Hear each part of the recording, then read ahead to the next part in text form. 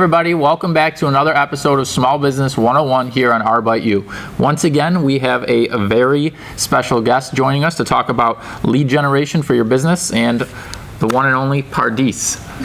Thanks so much for joining us. So, for anyone that's watching that doesn't know you or your background, can you give us a little bit of an intro, who you are, how you got into this? Sure. So I specialize in marketing Series A and Series B startup companies. I actually got my start in social media, and then I was able to branch out and go all the way from the entire marketing flow, from social to websites to your marketing automation tools, CRM, and actually helping sales close deals. All right. What got you interested in this? Why did you get into this field? So I was always a hustler since I was a kid. And when I was in college, Facebook came out a few years right before I started. So I actually was a theater major in college, and I started using social media to tell people about the performances that my roommate and I were putting on together. Then I realized at one internship that businesses want to talk to college students, but none of them had access to Facebook. Because back then you had to be in college to have Facebook. So what I started doing was telling different companies that I could make them Facebook groups and Facebook profiles, and I would make them, before there were pages, there were groups. And so I started by making Facebook community groups for businesses all around Massachusetts and calling them. And when Twitter came out, I started doing the same thing. And then from there, I started working in public relations, and I realized that social media was becoming more and more of a thing. So I started getting paid to do more social, like Facebook and Twitter for small startup companies, and that kind of escalated all the way to where I am today. Nice. Awesome. So first, tell us what it means to facilitate lead generation with a company in mind. Sure. So what I define lead generation, or sometimes people call it demand generation, is exactly what it sounds like. You want to devise a way to create interest in your company or brand.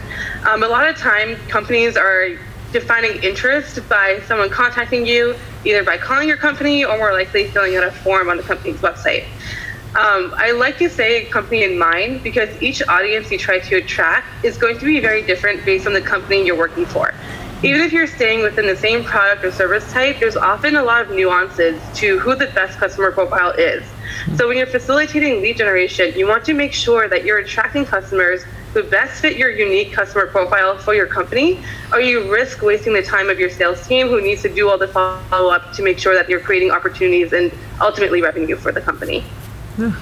So, what's the big, imagine you're dealing with a lot of businesses. What are most companies doing wrong in this area? What's the, are there common things that everyone's doing wrong, or is it just kind of different across the board? Yeah, so the most common thing I see is that they set the wrong goal for their lead generation program. A lot of times, the companies are asking for a quantity of leads. So they say, I want my marketing team to bring me 500 leads a month, but they don't really care about the quality of the leads that you're bringing in. So what this happens sometimes is that marketing teams will forego the customer profile, and they'll try to find a way to get in as many leads as possible for the least amount of money, because you have a small budget sometimes. And then this causes a huge rift between your sales and your marketing team. Because when you get leads that aren't really following your customer profile, your sales team is going to be following up and wasting a lot of their time. So if they lose this trust in the marketing team, then they're going to say, okay, I'm not going to follow up with any marketing leads at all. I'm just going to focus on cold calling. And then you risk losing whatever percentage that you have to get over to sales, and then your entire revenue operations will break down. Yeah, we've had these problems before. Yeah. Remember, Nick, you guys used to hate the leads when they came in. I know. No one would show up for demos, and they'd stiff us. Yeah, you never I know. used to work with companies who hated seeing me, and I had to work really hard. I'd buy them cookies. I'd get, it'd be you have to restart the relationship almost sometimes, because there's just so much distrust between the two teams. Yeah. So what do you do differently, and what can you share? What kind of success do you have with your method? Sure. So I look at targeting specific people in analytics a bit differently than the average lead generation person. From targeting perspective, I like to focus on the people, and I look for signals that tell me what someone's interested in and who they actually are as a person. So I kind of use a product-based approach, where I will go and I'll interview people from that particular demographic And I do usually 5 for enterprise, 50 for retail, because retail's a bit more broad sometimes when you like bags versus a specific product. And I ask them questions about where they're finding ideas for new products, what do they search for, what's their favorite social media to follow, what are their favorite accounts to follow, what are they actually doing in their free time and during their business to see where we can reach out for them. And what that allows me to do is we can look at the entirety of the customer as an actual person, and you can find some creative ways of targeting them. For example, like all CTOs love the Gmail promotions tab, which I find really interesting because I never use it. So if you're trying to reach out to IT professionals and CTOs, you can just target the Gmail promotions through advertising, and they actually will click on that. We've seen like 10% to 20% click-through rates and conversion rates on that, which is insane. Yeah, it's nuts. And then from an analytics perspective, I talk to the sales team all the time. And I get their feedback on the different sources we have leads from, and then we decide together what sources to keep or double down on or which ones to cut out. This gives us trust with the sales team because they get bought in on the process and they see it more as a collaborative approach versus us just saying, yo, like, follow up on this, go now. And then we can also look at the cost per lead and look at the potential like lifetime value of a customer to make sure that this money that we're paying will actually pay out in the future. A lot of the customers I've worked with, we've been able to actually cut their ad spend in half or in double their leads at the same time because we're just focusing more on the quality versus the quantity. Yeah. So what do you think, everything's changing all the time. There's all these new technologies coming out, new channels to, talk to people through. I guess, where do you see the future hold? What do you think the future holds for cold outreach and lead generation? Yeah, so there's always going to be different channels. So I try to tell people not to really focus on the channel. You want to focus on your customer and what channels they're on. And that's going to change over time. That's why lead generation is never done. Even though you always find a way that works or a tactic that works, it may work for 1 or 2 years, and then like the next big thing will come out, and then you have to figure out how to get on that channel. But the way internet's going, there's more and more channels out there. There's more and more communities. So you have to really focus on getting into the community and making a really creative experience to get people to actually want to talk about you at a human level. I'm finding companies that are leveraging their customer base and they're creating content for a particular segment of customers and just really doubling down on that as like on the cutting edge. The really good example that I just experienced was Air Canada had a poutine pop-up in Boston, where I live. And if you go in, they would give you a menu that looked like a boarding pass. And then they had a different poutine from each like different city of the world that they fly to. And so you have to tweet to like get in or like Instagram to get in and then give out a free ticket to like any round trip flight on Air Canada once a day. And that was crazy because number one, it educated us about where Air Canada flies. Number two, I had delicious poutine, so I'm going to tell everybody about the freaking poutine that I'm eating. And number three, they created like all these little like Instagrammable like little scenes, and you could go in and like take a picture in Japan, or take a picture in Colombia, or like, go skiing in Norway, and it, just really was begging to be shared on all the social media. And like I found that really smart. Everyone thought I was traveling somewhere. Like everyone was like, "Have a safe flight. Like see you next time." I was like, "Guys, I'm still in Boston." And I found that like super innovative because now I'm following Air Canada. Now I'm getting all their ads because I'm following them. So like, great job, guys. I know what you're doing now.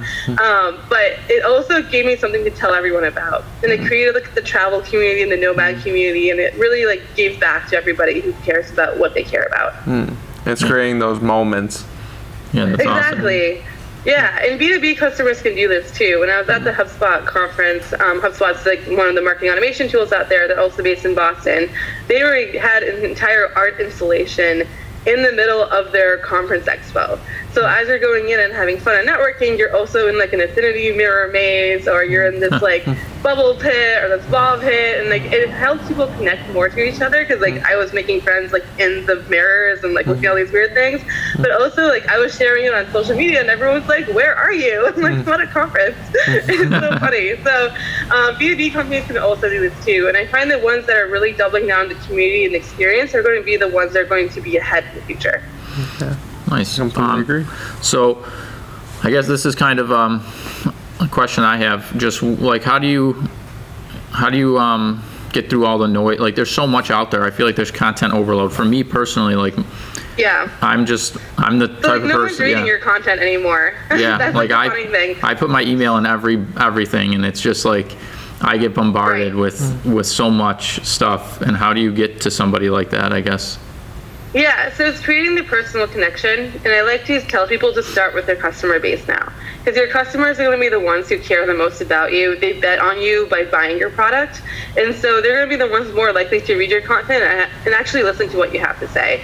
So a really good example is Wistia. It's another Boston company here. They created an entire documentary about how they do video ads.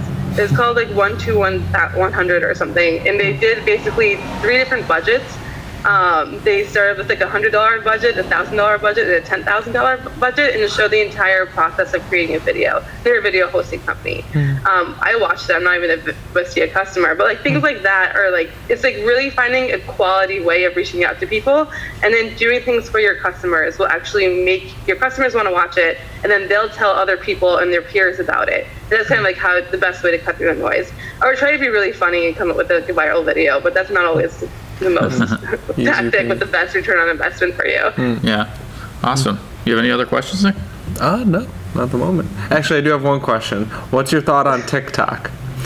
TikTok, I mean, it's what everyone thinks about Snapchat and Instagram. Get on that shit. Especially if you're reaching out to that Gen Z group. A lot of them don't even have Instagram anymore. It's super interesting. So I mentor college students at my college, since I went to Boston College, and I was there trying to tweet about them and Facebook about them, and because one of my mentees won, I'm like, I want to post about you. He's like, yeah, do it. I was like, what's your Instagram handle? He's like, I don't have one. So if you want to reach out to this younger audience and be there, then you gotta be where they gotta be. Yeah. And so no matter what's coming up, you have to do that, because that's the only way to reach them. Yeah, and it's like you said, finding where your audience is and what they are using. Yeah. And maybe TikTok won't last. Who cares? Everyone thought that about Snapchat. It's still there with their specific demographic. So eventually the social media platform will take its life of its own and find the right community if it latches onto it, and they'll just stay forever. So if you find you're doing well on TikTok, then do well on TikTok. If you're not, then all right, cut it. But at least try it. You have to be constantly experimenting, or else you're going to lose out to someone else. True. I agree. Yeah. All right. Well, thanks so much, Pardees, for joining us. I appreciate all that information. If anyone wants to get in touch with you, how can they contact you? You can find me on my about.me. It's about.me/my first name, Pardees, or just find me on Twitter at Pardees, or on LinkedIn at Pardees too. My first name's everywhere. All right, we'll put that in the about section below. And thanks so much for joining us. I appreciate it. Thank you. Thanks for watching. Awesome. Thank you, guys. Yeah, like, subscribe. See you next week. Bye, guys.